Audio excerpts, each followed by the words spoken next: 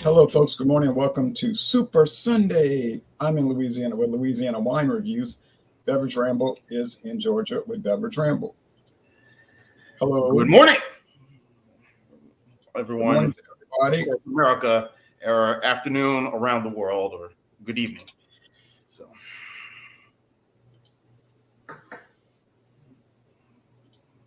yes, indeed. Let So me put my info up. here we are in July 2023.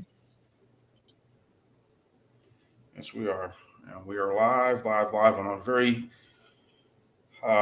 warm Sunday. Again, the temperature's supposed to be rising again throughout the country.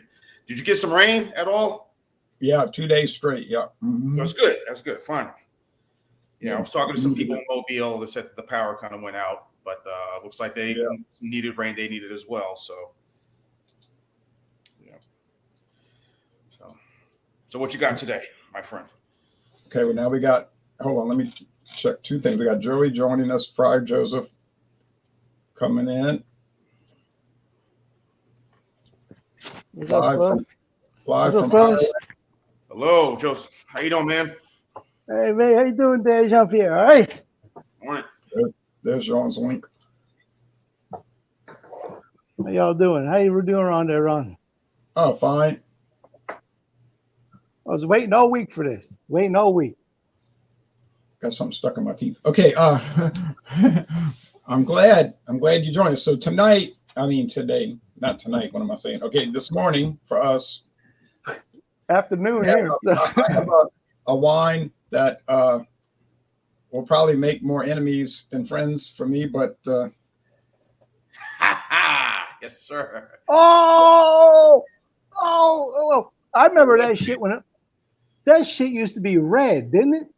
And well, they this still is make it. the white.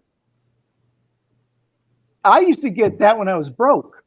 Yeah, this is what. Well, I think that's so. It was years ago. I saw the white, and I didn't buy it. I saw it in Marrero, Louisiana, and I said, "Well, I'll just buy it when I see it in my town." I didn't feel like getting it, and then I didn't see it for years. So like 6 years later, I was in another town, and I saw it, and I said, "I'm buying it because I'm not expecting much." But I had gotten the Moscato, the blue stripe. I got the original purple, the grape purple stripe. I got the wild Irish rose with ginseng orange stripe. And then I think there's a red stripe called Wild Irish Rose with wild fruit, whatever. Okay, so this one is a grape wine with citrus spirits added. Basically, they took probably old unsellable citrus from Florida and they turned it into a vodka and they use it. So you know they're not sitting there picking through the best citrus available in America, but common sense. This bottle was $4.29 plus tax. All right, been on the market since 1954, 17% alcohol. So that's that one. Who makes that, Ron? Who makes White Irish Rose? E&J Gallo bought it a few years ago from Constellation Brands. I tell you what, the next time that there's just Super Sunday, right? I'm gonna bring in the real Irish equivalent to that. Have you ever heard of Buck? Have you ever heard of Buckfast? Yes, but we can't get it here. Buckfast It's Abbey wine. it's a monastery. Yeah, yeah. I'll bring that in. I'll bring that in someday. Joey, who makes it? It's some monks, monasteries make it. It's Ron. Correct me if I'm wrong, but they use that for their Sacramento wine, isn't it? No, they just came up with it back about 100 years ago to sell it as a tonic wine. Okay, all right. To make money for the Abbey. And they used to make it at the Abbey. And it was like if you were having trouble with your digestive system, let's so to speak. So they came up with it as like a probiotic thing. And high alcohol, but it was just made like a medicinal wine. Okay. Then the demand got big and they couldn't keep up with the demand. So they farmed it out to this industrial company that makes it for them now. But, the proceeds go to the Abbey and they don't make they do make it at the Abbey, but a small amount of it. And now it's got a reputation of being an old bum, drunk, alcoholic wine. Yeah. So is that Northern Ireland? Is it Northern Ireland? Is it made in the north or the south of Ireland? Do you remember? I think it's actually made in England, but Really? you know, it might be contracted out. Might be contracted out to Ireland. But Well, if it's a Northern Irish thing, that might be, because Northern Ireland would be England, so that might be the thing there, yeah, I'd have to check the current status of it. But the I'll wine check does at my not local shop. the bottle does not recommend drinking half the bottle in a day on a park bench. The bottle is says like absolutely not. It's not made for that. So the monks say, look, we're not marketing it as a drunk wine or anything, but we can't control what people do with it. All right, Yeah. Richard's Wild Irish Rose. And Joey, those type of wines, I'm sure there are other wines like that. They're kind of inexpensive. They're viewed as, bum wine. Shot. I remember growing up back in Pennsylvania, back in the steel mill town outside of Pittsburgh. We used to get night train. You ever get night train? I've heard of it. Yes. Yeah. I guess a lot of people drinking that growing up. So I think that's right on the level of Irish Rose, but I never seen it in the white there that Ron had. Yeah. Night Train Express was discontinued, but it had been an old E&J Gallo brand actually. But I guess when they got hold of this, they phased out some of their stuff like Thunderbird and Night Train Express. But anyway, Jean-Pierre's going to show us. I enjoyed the discussion. Today I'm gonna go put this gourmet back in the fridge because you don't want to. You put that as ice cream. Exactly. I tried Irish Rose once and I said never again. But I tried the red one. Couldn't do it. So it depends what's in your pocket at the time, man. Yes. All right. This is what I have today. I am drinking Foxbrook Merlot 2017. I bought this on Friday, and as you can see, I kind of put a little dent in it over the little bit yesterday. I was a little exhausted Friday. I was helping a friend of mine all the way up until early Saturday morning, and good thing I had bought this. And like I said, I had some good sleep. But anyway, it's Merlot. I have it here in my little glass, as you can see. It is 13% ABV, if I'm correct. I could be wrong, but it is 12.5%. Sorry, 12.5% ABV. From the Bronco Wine Company. That's what I have.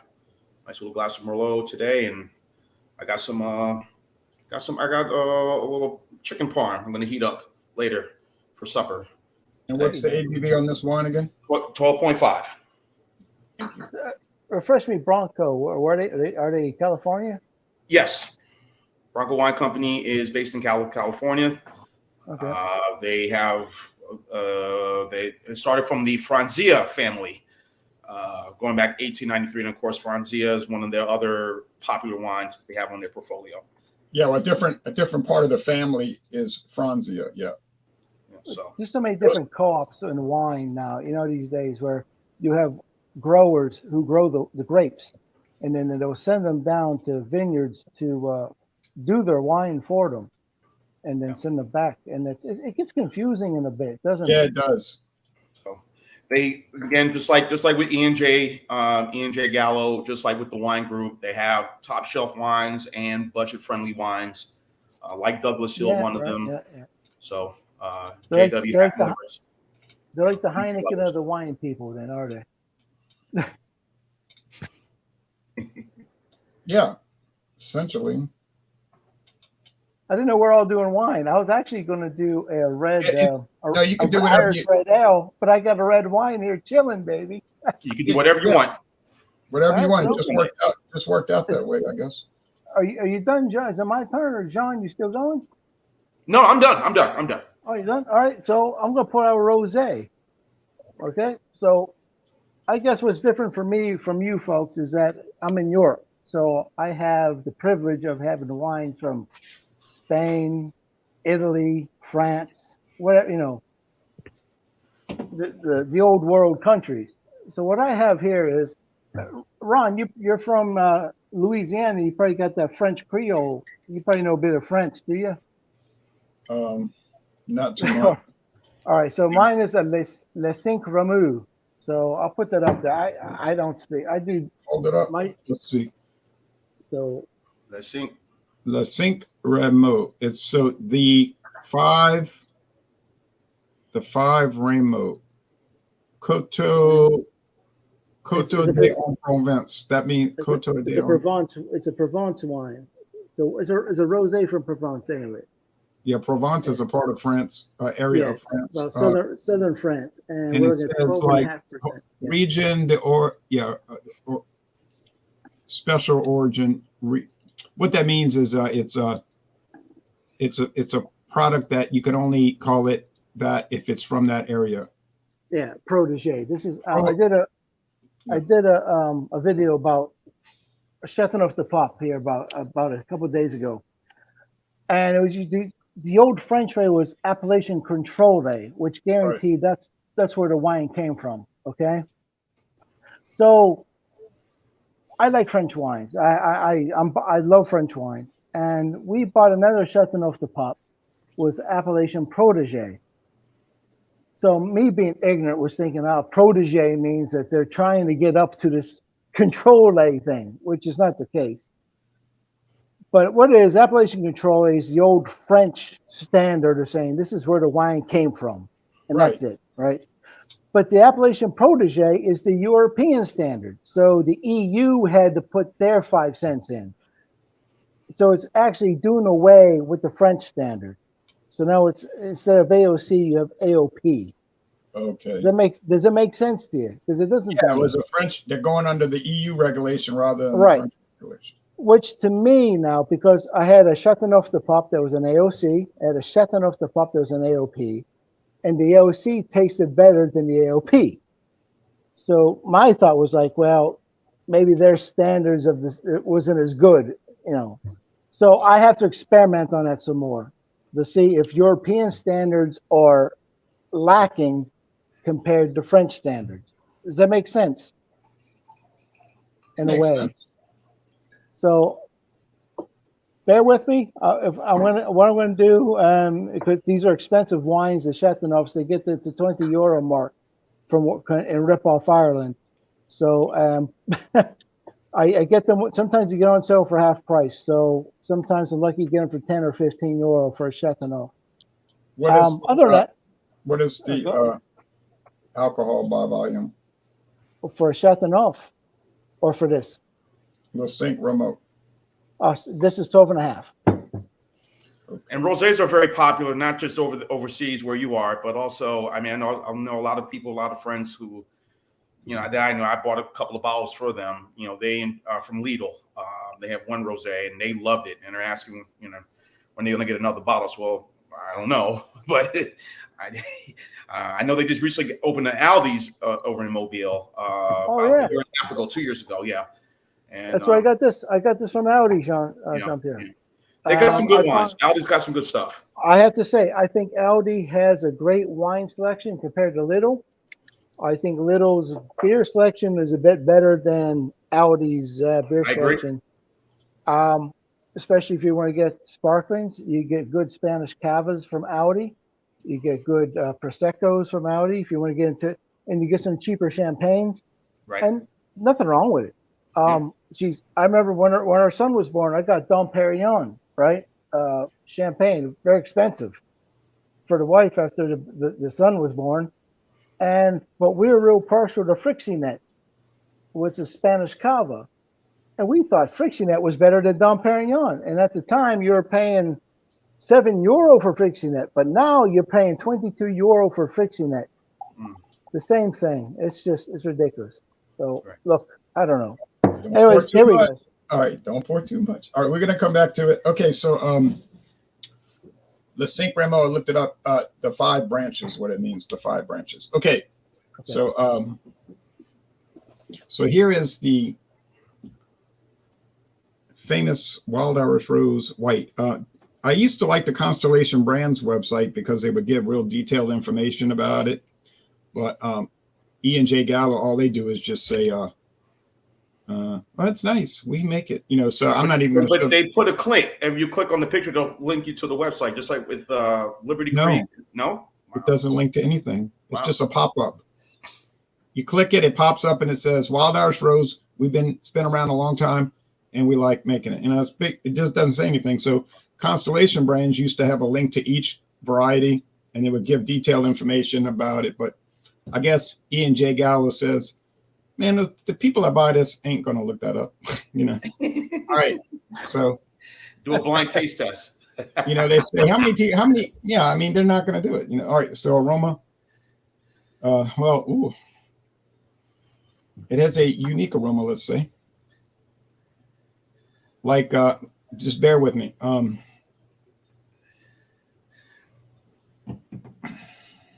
Some kind of meatiness. Like, I know it doesn't contain meat. That's not good. It's probably coming from the grape skins, like some real pungent grape skin. It kind of reminds me of some golden raisins. It's more like raisin in the nose than grapes. I mean, raisins are processed grape, sun dried. I don't know. It's an unusual aroma. It doesn't smell like any white wine I ever had before, but no one forced me to buy it, did they? Okay, so it used to be $3.99. The price has gone up to $4.29, 30 cents. Thank you to the well, anyway. All right, now taste. Cheers. Cheers.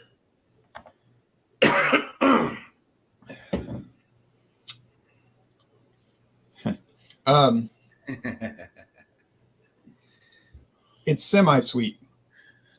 It's probably 60% sweet, 40% dry. But it's not like a sugar bomb. I'm not going to say that. Now, it's fortified with the citrus spirits, which I think probably means like citrus vodka. That's not giving it any flavor. That's just going to be clear, odorless, colorless. They're just adding that to jack up the ABV, and that's why it's called a fortified wine. They do the same thing with sherry and those other dessert wines. They jack them up with inexpensive citrus spirits or whatever spirit, doesn't matter. Okay, you just got to read the label. It'll tell you what they use. Would you put that on the level with sherry though?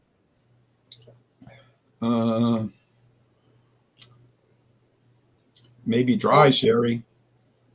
I mean, would it be this? Would it be? I know. Yeah, I mean, it's the same animal. It's the same animal. It would be considered a dessert wine. The U.S. government would classify this as a dessert wine. Okay. All right. Any wine, but different countries use different classification techniques. In the United States, it's as simple as this. Any wine between 7 and 14 is a table wine.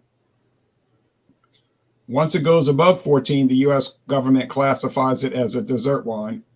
Anything below 7 is called a wine, almost like they call it a wine food product, and it's not even under the same bureau. It's the Food and Drug Administration that handles it. It's considered a food product. Right. So you could have any wine below 7%. It's considered like a food wine, not a cooking wine, but like you're eating a food that has alcohol in it, and that's FDA. 7 to 14 table wine, and 14 and above is dessert wine of whatever quality. The quality doesn't matter. That the U.S. government doesn't grade that. They said the consumer can determine what's quality and not let them buy what they want. They're just talking about that's how they determine what it is. What is Jean? I was going to say that I keep telling people when you mentioned the ABVs of these certain wines, 7 to up to 14%. Anything over 14% is viewed as a dessert wine, and let people know that port wine is a dessert wine. It's not wine you have with meat, but that's just my thought of it. According to the U.S. government. Now, other countries don't follow that. They use different criteria for classification. Yeah. And I was going to ask you, Rhonda, because you said the government don't care the quality. Does the state do the quality? Because if it's from, like, say, wine from Napa Valley or whatever, say we're looking at France with appellation control days. Is there anything like that in? Yeah. Now, the U.S. government does have these Appellation, not the Appalachian Mountains, it's about Appellation. They have those designations according to a region. It's not according to the type of wine, but they'll have. Like this is the California wine. Yeah, and there's different regions in California that it can only call it that if it's from that region, or New York wine, common sense, got to be from New York. Right. And yeah, there's a whole chart they have on their website where it shows the different regions. I think Louisiana's in the no one cares section. Because we're not famous for wine. I'm just joking. There is a region, but people probably don't care because the famous regions would be California and New York, and but every state is included, even states that might only have like one wine. Virginia, for example, Virginia got some good wines made in that state. Yeah, so some of the regions might include like 5 or 6 states because there's hardly anything being done there. All right, but anyway, that's another story. But this one here, the body is medium. It finishes semi-sweet. I'm not going to sit here and pretend like it's super sweet. It is not. Now, they make super sugary sweet products for people that, let's say, have life difficulties, will be delicate, problems with drinking and so forth. And they'll drink those sugar bombs and lay down maybe on the sidewalk in front of the department store or whatever. But and we're not making fun of that because that's not good. Well, no, it's just reality, isn't it? People will say, Tom was just a regular American, like all of us, and some things went wrong for him, and look at him now. Well, that's not exactly what happened. You're making it sound like the president had something to do with it, or society's fault. Exactly. Congress's policies caused this. No, probably massive intake of cocaine, barbiturates, opiates, and endless wine and beer and alcohol probably had a lot to do with it. Like 99% of the problem. So we're not going to sit here on this channel and pretend like some government policy caused your life to turn out that way. No, you caused it. It's the individual's fault. The choices you made. Now, it's a terrible thing. Alcohol is like fire. Fire is useful. You can cook with fire. You can light a match with fire and light, or you can burn your house down with it and burn yourself. So fire is useful but dangerous, and alcohol has good purposes, but it's dangerous. So anyway, that's all. This one is, I'm not going to pretend like it's really good or anything because we know it's not before we cracked it open. But it's actually not quite as bad as I had imagined. And in fact, it's not even bad. But I wouldn't buy it again.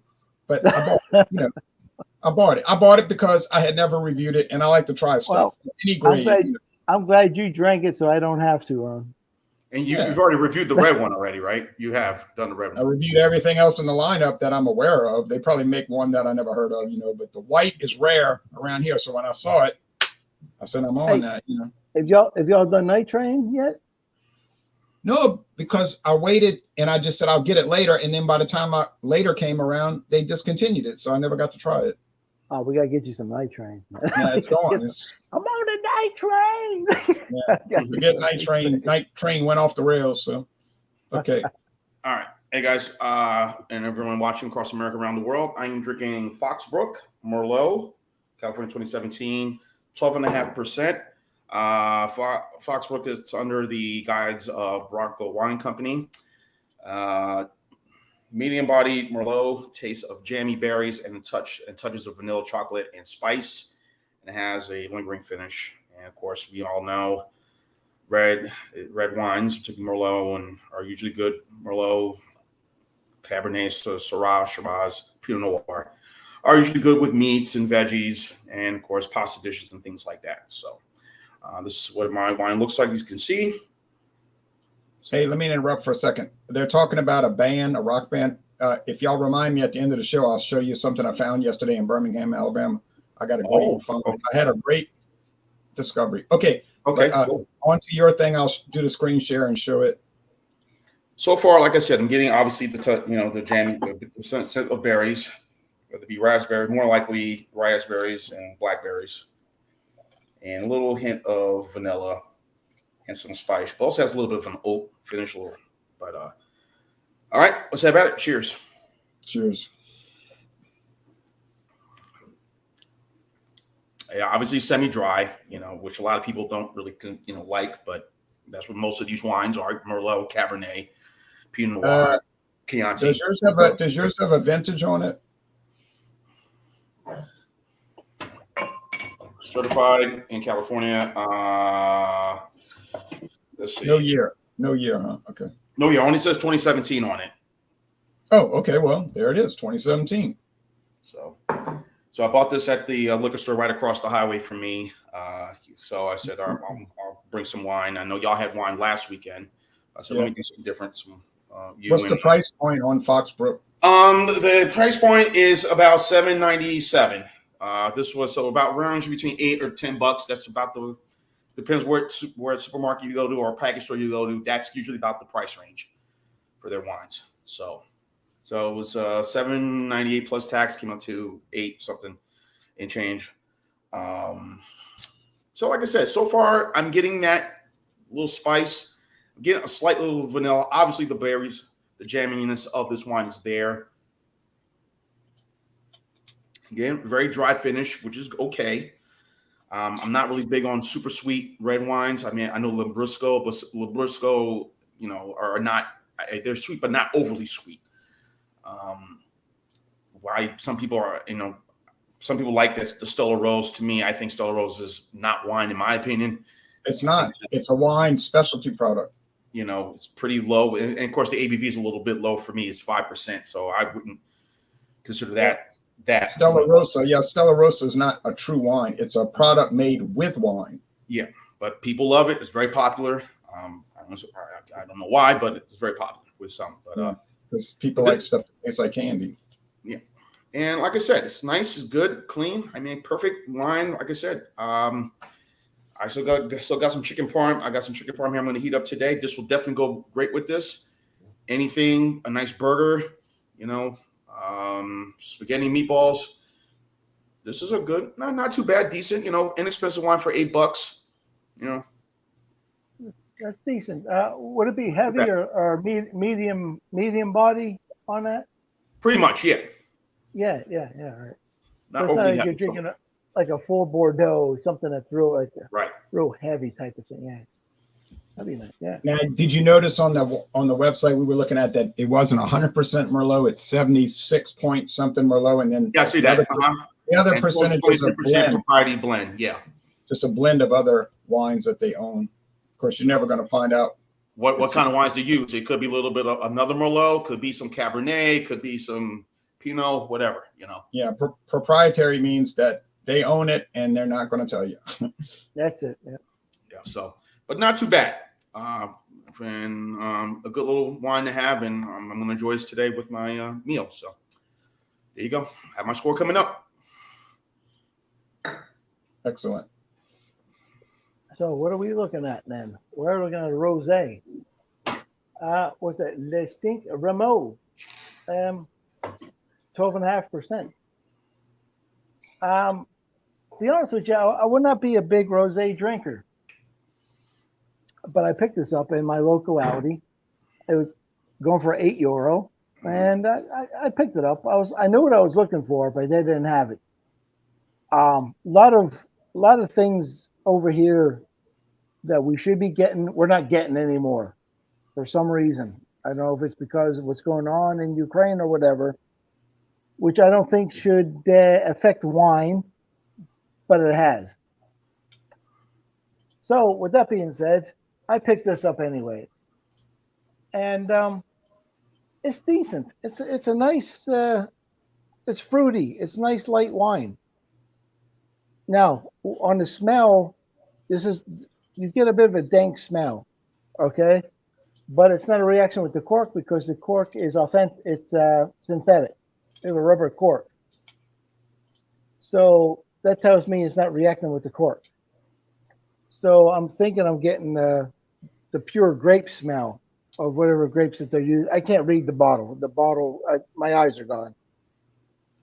But I do get a here's the product details. Go on. Unfortunately, it's in German. It says, is that French or German wine? This is the Lidl website, light Lidl website. This is from Audi. This is from Audi though. Okay, but they got it. They're selling it at Lidl too. All right. Okay. It says art, meaning the type, rose wine, from France, Provence. It's a cuvée.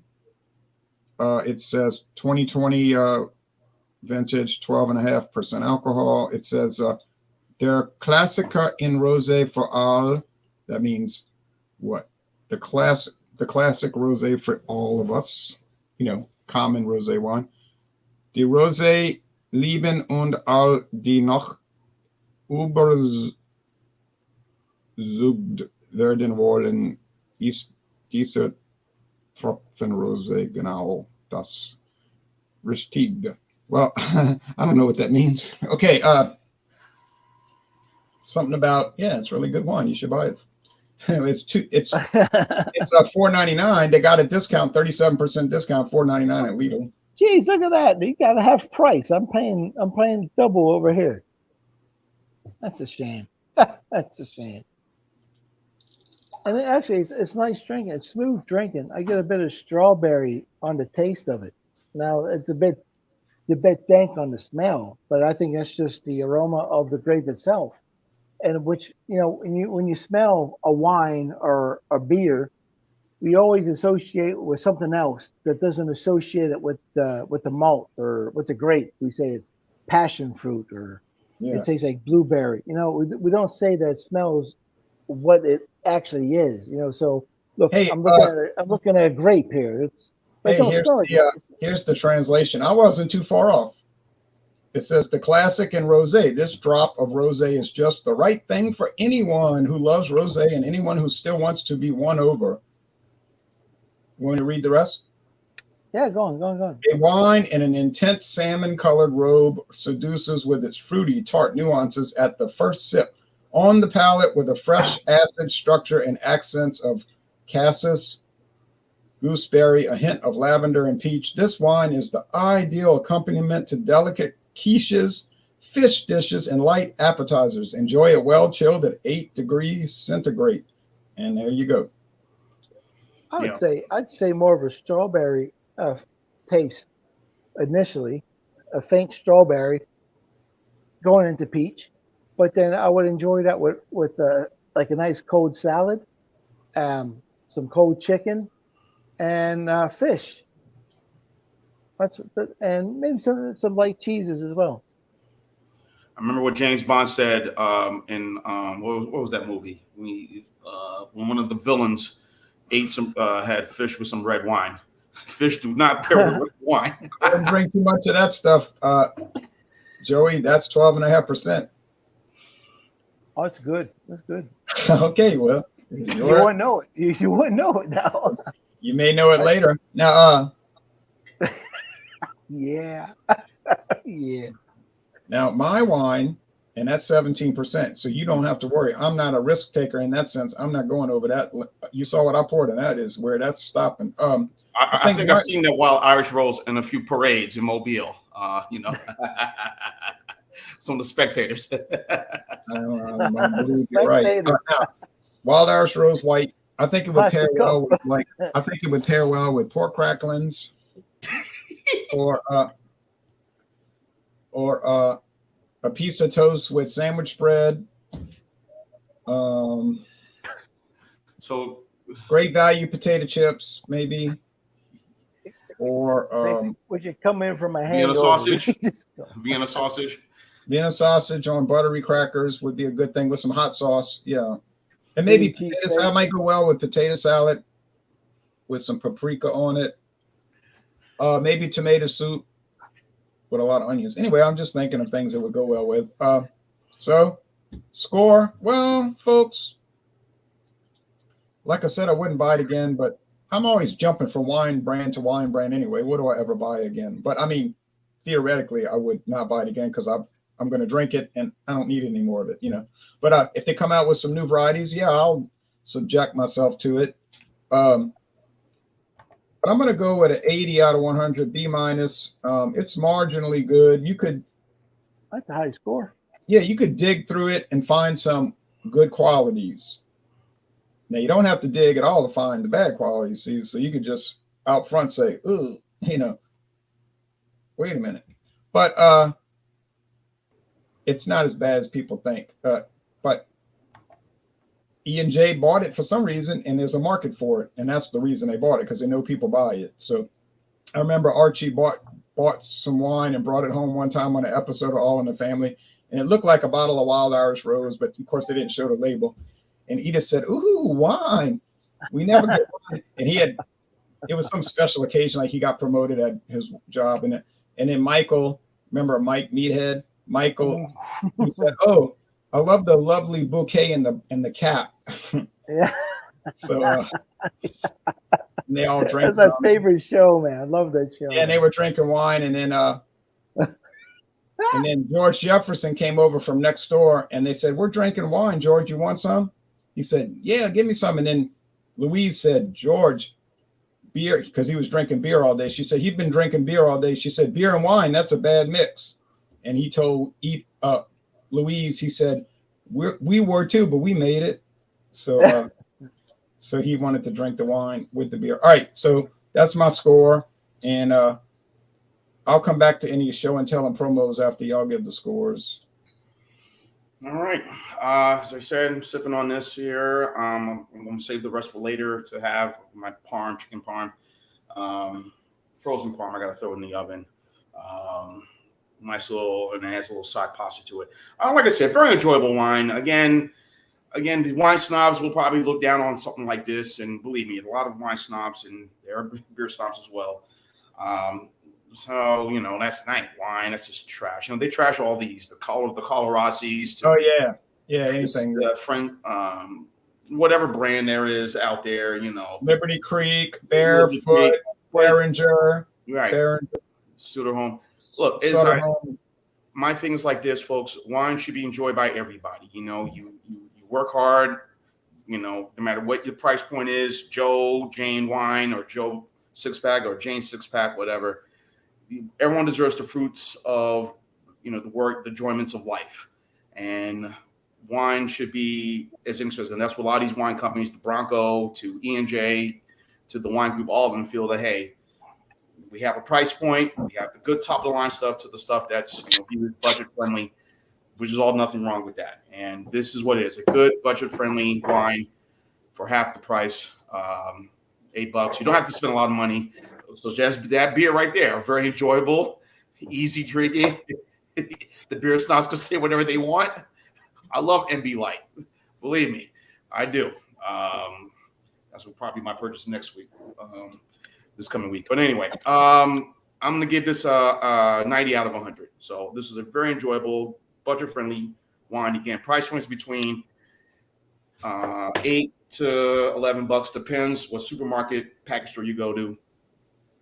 It's a nice, good, flavorful wine. All right. And I like it. And I do buy Liberty Creek. I do buy, the oak leaf stuff, and even from all the others. I forgot about oak leaf. Oak leaf, Carlo, whatever I could see as a deal, I'm getting it. Gallo, whatever, I'm buying it.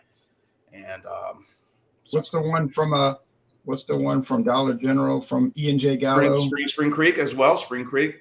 You got the Kirkland Brands wine at Costco. Those are good too. Never had those. And if you want a light beer, you got Kirkland's Light. Ladies and gentlemen, do not listen to Mr. Terrio on that. That is, if you do, it is you will agree with me why I say do not buy Kirkland's Light. Yeah, all budget brand. Keep on. Not every budget brand is good, and Kirkland's Light is a good example. So there goes my score right there. All right, and don't buy Milwaukee Special Reserve beer. Keep on walking on that one. If it's light, ice, or premium, Milwaukee. If you see Milwaukee Special Reserve, light, ice, or premium, keep on shopping, like he says. And also, again, real quick, guys, with this wine, again, as I said, good with pasta, with red sauce, good with a nice juicy steak, medium rare, whatever, and good with some grilled vegetables, brisket, barbecue brisket, anything like that. This red wine is perfect for it. So, and Sean, how big's that bottle, man? That bottle is 1.5 liter. That's a big ass bottle. Yeah, for $7.99. There you go. You can beat that, yeah. Glass jug and a balloon. That's right. Yeah, good one. Paisano. There's nothing wrong with the Paisano. Yeah, the pipe. All right. Oh yeah. Also, Well, red wine is good with a cigar. Was good with there cigar. you go. That's what you got me on my pipe for. I saw you with the cigar. I was like, oh shit. I'm gonna get on my pipe, man. Yes. Oh, these tobacco people, where will they ever stop? Yeah. You know, y'all are Red gonna wine. A cigar You're is my good. people, It's good with John. red You're my wine. people. You're my people, John. You're my people. Yes. Red wine, coffee, a stout, or a nice, dark bourbon or whiskey. There you go. Or a nice cognac with that. Yes, cognac. Exactly. just as an alert, I was at an international market in Metairie, Louisiana, and they told me, we just want to let you know, Philly's mini cigars have been discontinued, and so if you want them, you better buy the whole case because they're going to be gone. And that's the woke nation, isn't it? John, they've been making Phillies for a long time. Long time. It actually started in Philadelphia. There used to be a tobacco factory in Philadelphia that made cigars, but it's out of business. This is one right here I have right here. What you got there? Yeah, that's where the name comes from, Philadelphia. They were made in Philadelphia. It's been around for a long time, and these are good cigars. Even the folks that look, that don't look like me, when I was on the cruise ship, they were buying some of these, smoking these on the cruise ship or whatever. Hey, save some money on it. This is a good deal. I paid like $5 and change for this. For 4 of these. Five cigars come inside this. I got some cigars in Malta, and they were absolutely horrid, terrible. Sorry to hear that. I thought they'd be good, but oh my, they were terrible. But that's another story. So, that used to be a British colony, Malta, but it's independent country now, independent Commonwealth Republic. All right. Anyway. All right. So with me, I guess, is it? Yep. All right. So with this wine, I'm going to score it a 3.5 out of 5. So we're looking at about a 7. What, maybe a C plus? 70. Well, 70 would be a C minus, but Well, I tell you what, we go C. How about C? Does that make sense to you? C. And only reason because 3.75, so like about a 74. Yeah, because I'm not a real rosé drinker, to be honest with you. I like my whites or I like my reds. So with that being said, I mean, this is really drinkable. Okay, but wait a minute. Are you scoring it on your personal preference or are you scoring it on the quality of the product? So we got to think about that. Yeah, that's the thing, isn't it?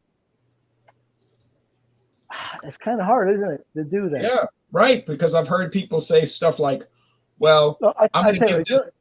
If you like a rosé, I think you'd enjoy this because it's smooth to drink. There's no bad aftertaste. It's really nice. So yeah, I'll go B. Let's go B with that. All right. We go B with it because it is nice light drink. If you're gonna have a salad or maybe a like chicken salad would be nice with that. Yeah.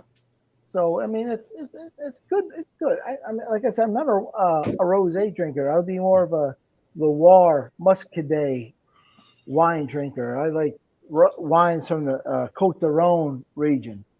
As far as Provence, you're getting down south. So this is more of a seafood type of wine as well. So be good with cheeses, some cheese and crackers.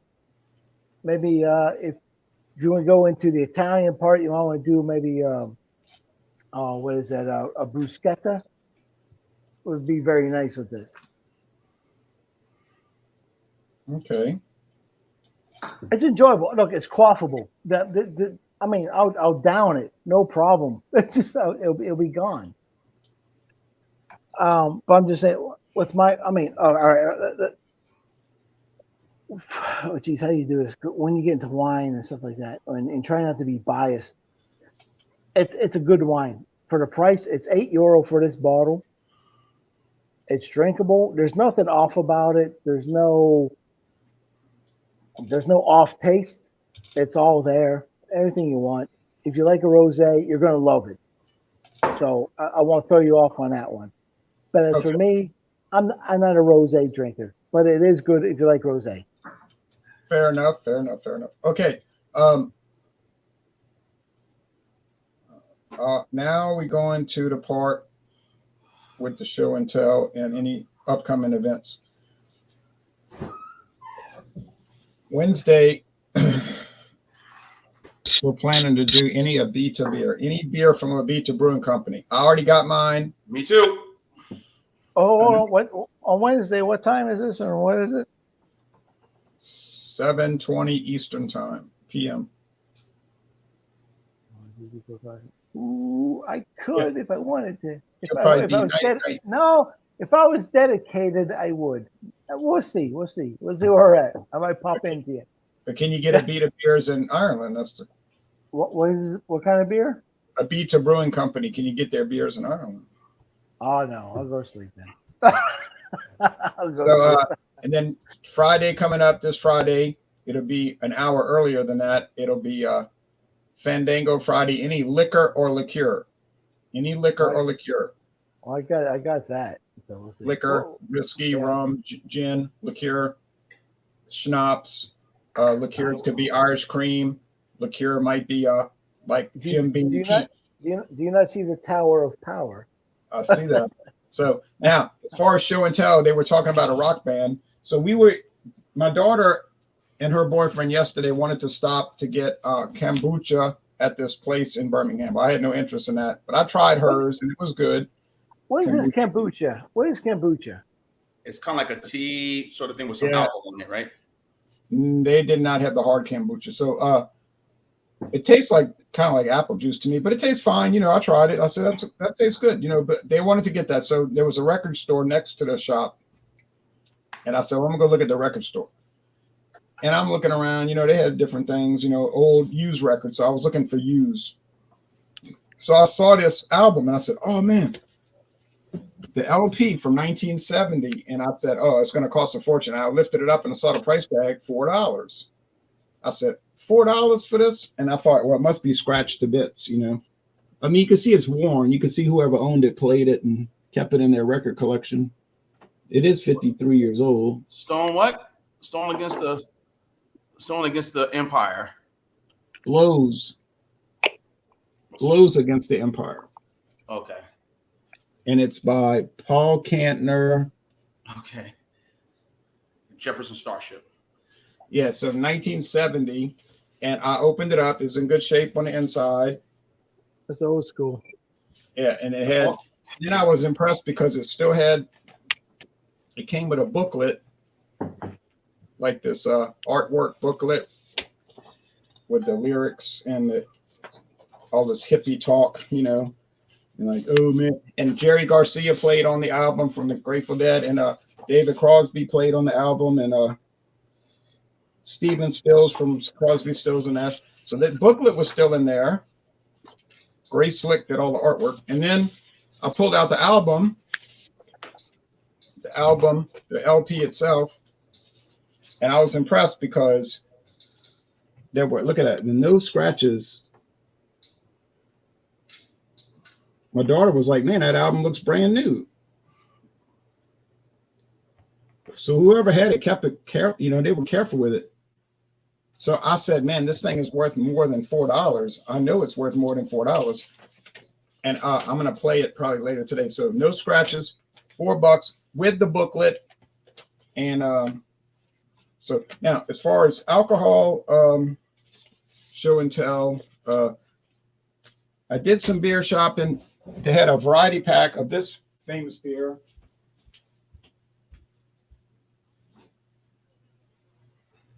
I'm all alone. I own the network. I can do what I want.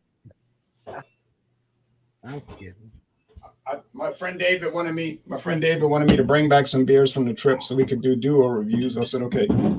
Well, I found a single of this, and I'm not doing a duo because the only one I got. It's Kentucky Bourbon Barrel Milk Stout. It was a little expensive, but it's a little hard to find, obviously.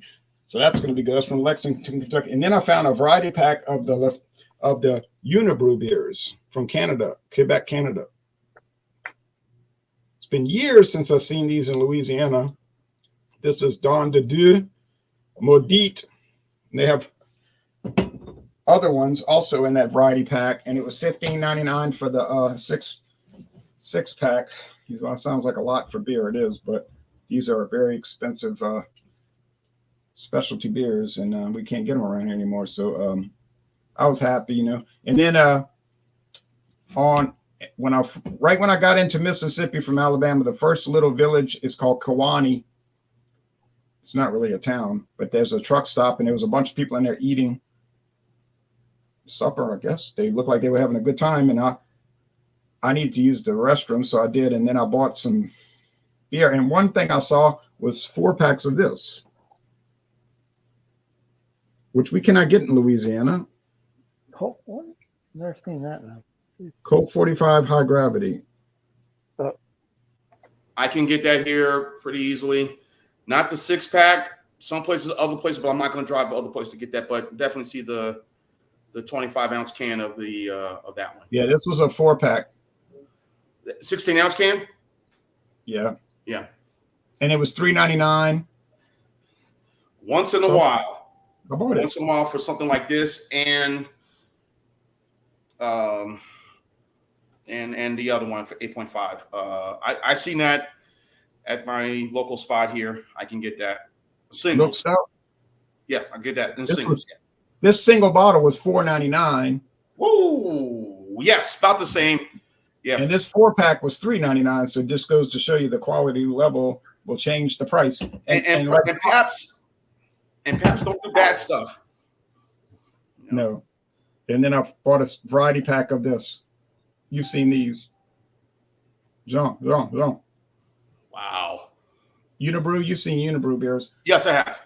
I bought a variety pack. That's all I got to say. So that's it. So that's it.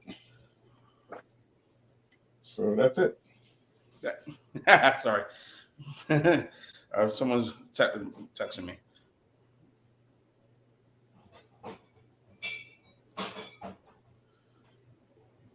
All right. Hey, I'm sorry, y'all. Yeah. So what I have coming up. Hope you guys enjoyed the review I did of the Terrapin Luau, Imperial Luau. Uploaded that yesterday. So that's the latest beer review I have. Here's the beer. Later now. No. Yeah. I'll look at that later there, John. Okay. Also, what I have coming up, this is from Six Bridges Brewing Company, which is based here in Georgia. This is the Craft Light Lager. Yeah, another light lager from a craft brewery company, which is probably expensive to buy for a 4-pack or 6-pack of this. This is from Six Bridges Brewing Company. Yeah, you showed that the other day. I've never seen that. Yeah, Six Bridges, which is based here in Johns Creek, Georgia, not far from me. Also, I have one more beer I got. It's this one right here called Super Bock, which is yeah, that's the shit, baby. That's a good beer, man. Okay, I'm gonna try this. I bought this at Total Wine. I've had the red, black, and the green in Portugal. Okay. It is awesome. Okay, all of them are awesome. Yeah. So I'm gonna try both of these. It's gonna be in the coming days. I got my 2 beers ready for the Abita beers, and you already know what I already got, Jay. So there's nothing more needs to be said. Andy Gator. The Malt Liquor Project. Super Buck. You're going to love it. Jay, have you ever had Super Buck? I have done a review. Yes, I did a review. Somebody sent me a bottle one time. Yeah. So John, have you had it yet? Never had it. I'm looking forward to trying this and reviewing it. You're going to love it, man. You know, the first time we had it was me and the wife. We were in Portugal and we rented one of these Airbnbs, right? Mm-hmm. So we went down to the local town. It was just a bar and a gas station. And the gas station had a bar. And we had Super Buck in the bar for 25 cents a glass. Wow. It was what was the size of the glass? What was the size of the glass? About 12 ounce. It was a great, oh man, it was beautiful. And then we went to local, and I got the green and the black. Super Buck is a good beer now. It is awesome. You're going to love it. Yeah, you'll love it. Okay. Now, any other? That's it. That's all I got. There's going to be the next 2 I'll be reviewing. I'll probably review this one probably later today. I don't know. Depends on how I feel. But and yeah, and then of course I got Andy Gator. So keep watching my channel. Jay, of course, Jay, I'll join you on Friday night for Fandango, 6:30 Eastern, 3:30 Pacific. I will get a liquor, probably from Costco. This time I'll try one of their Costco brands. See how, Uh-oh. yeah. Yeah, it might be good. Yeah. So that's where I bought that whiskey from what's that place Beckwith, whatever it was. Yeah. Yeah, from there, 1899. So. Or who knows? Might definitely will probably get that Evan Williams bond now. But yeah, two decisions, either that one or one of the Costco brands this week, and that is it. I'll be joining you. So, thank you, Jay. Thank you, Joey. Enjoy this a lot. So, go ahead. All right, John. So, my show and tell would be the next beer I'm going to review is from Wicklow. It'll be a stout called, what is it? The Apex Oatmeal Stout from Wicklow Wolf down in County Wicklow in Ireland. So I'll be looking at that now. Now, I have to say I'm not impressed with Wicklow Wolf. I find their beers to be a bit on the lean side. I want to say weak, we'll say lean. Be a bit polite, okay? I found out with their sour and I love their beers, and I want to love them, but I just can't. Well, hey, that's the way it works out sometimes. So on my tail side is stay tuned to us to October. I got some shit coming on. Don't mean to swear, but we're going to Corona Castle up in northern Roscommon. We've been there twice. It'll be our third time in the castle. And I'm going to look in the bar, see what type of beers the bar has. Maybe some whiskey. We'll see. But what I want to do is compare the Guinness. Because if you're from Ireland, you'll notice, and I don't want to take too much time there on, is that each pub has a different taste in the Guinness. Oh yeah. One pub might taste like this, and the other one will be like this, right? So what I want to do, I don't want to go to pub because you're getting into family owned and you're getting a private owned. So if I give a bad review, it's going to look bad on them. So if I go to hotel, I don't feel as bad because they're a corporation. You know what I mean? Yeah. So I'm pretty much, I want to try to be as gentle as I can and compare the Guinness to one hotel to another. This is what I want to do down the road. So I think Corona Castle is going to be my the first thing I'm going to do here is we're going to look at their beers in the castle, and I'm going to compare their stout is. And then from there on, we have another thing that's going to go on. We're going to look at their Guinness and that hotel, and we'll see what the Guinness is like, because I've had great Guinness out west, and I've had shitty Guinness in the city of Dublin. So, look, whether it's the lines or whatever it is, because Guinness cleans their own lines every week. If you sell Guinness sends out their own technicians to clean the line. But then you have some publicans who will be out there and will clean before the Guinness people get out there. So are they over cleaning? Are they putting too much chemicals in lines? I don't know. So there's a difference. There's a big difference in Guinness. Other than that, Corona Castle, we're going to Drumshambo Irish Gin Distillery. I think it's a big thing in New York. So just keep an eye out for it. That's in October. So that's my tell. So. Well, it sounds like you got some interesting things coming up. And then hopefully in March or April, we'll go to France. I want to bring some wines from France over. And there's a big wine warehouse in Roscoff. There's two of them. to see what the big price difference is. But look, that's in the making. We'll take a ferry over, do some wines on the ferry, maybe some beers, some French beers. That you never hear of French beers so often.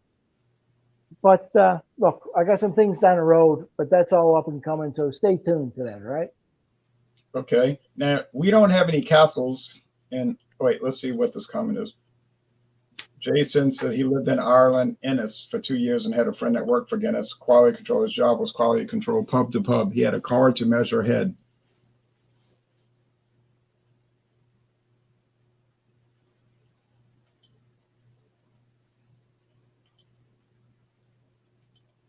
So he knew somebody that did quality control for Guinness. So. Right. So is that a question towards me? No, he's just making a comment that he lived in Ireland in a town called Ennis for 2 years, and he had a friend that worked for Guinness. That's on in County Clare. Well, look, put it this way: you see Guinness out with they have a little van that says Guinness. Your dude comes out and he flushes out the lines, and that's his job, and that's it. But then you'll have some like I don't want to name names, but you'll have a local publican here, and his Guinness it tastes like shit. And I think the reason why is because he keeps his Guinness not in a chilled area, it's outside in the shed. So it's not controlled. So I think Guinness is temperamental in temperature because it tastes like crap. You can't be sloppy with it. No, that's the thing. So, but you'll have some Guinness in Dublin that tastes like crap right next to the brewery. But you have the finest pint out west. I don't know. It's like a mystery with Guinness, man, sometimes. So, but then the worst pint I ever had was like an Auckland Island, and they gave me like a bishop's head that looked like a sundae. So, look, I don't know. All right, we'll see. Before we get off the air, now we don't have castles in the United States, but there is something in New Orleans that's pretty old. I'll show you some photos real fast. This is called. It's like a mine. Yeah, Fort St. John. It's the only thing left of this Spanish fort that was built in 1701. I have a feeling a lot of people over the years have gone over there at night and taken bricks to build their patio with because it's right next to a neighborhood, and I think people steal from it and use the bricks. But the fort was started in 1701. It's older than the city of New Orleans. Here's another photo of it. Yeah. But it used to be a fort, where actual people's army soldiers in the fort. But now that you can go see it in New Orleans, but don't take any bricks.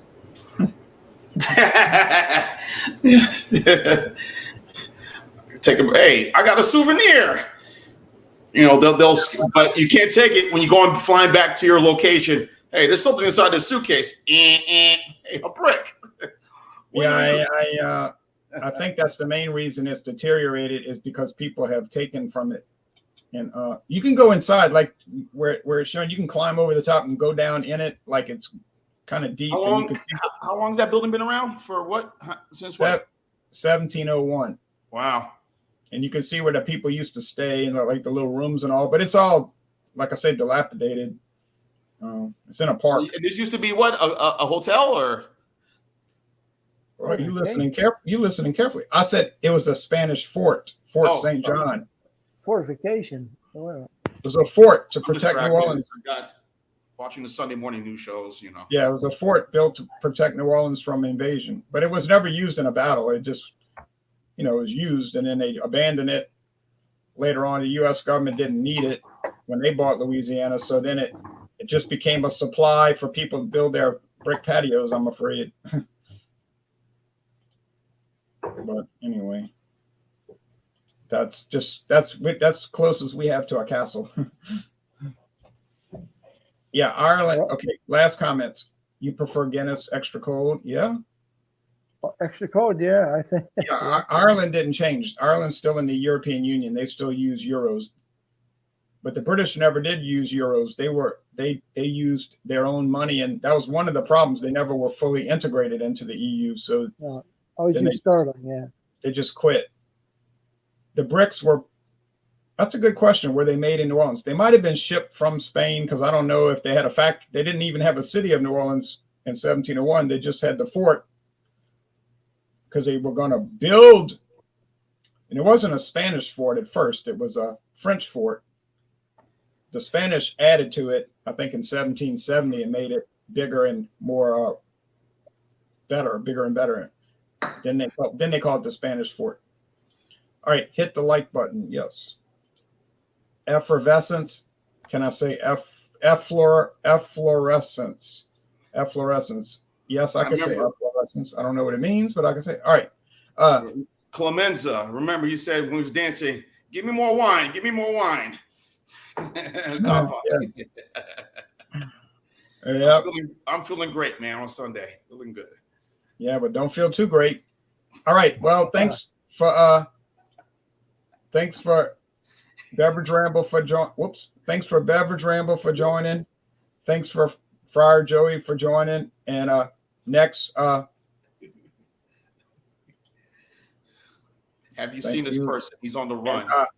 And next week we'll probably have David joining us back, but he had something very important to do today. So, and it was a good Super Sunday. Now it's on to British Open Sunday. Oh yeah, that's what I'm watching right now. Is the Sunday news shows in the British Open. Yeah. So Brian Harman from Georgia looks like he's may end up holding on, but so far it's been a good tournament. I'm watching it, had my coffee, and now I'm drinking my wine. Oh boy! All right. I mean, that's nothing wrong with drinking wine, but it's a problem. I'm not going anywhere. I'm staying home. You heard it there, folks. All right. Thanks, everybody. I might need to do a brief. I need to do a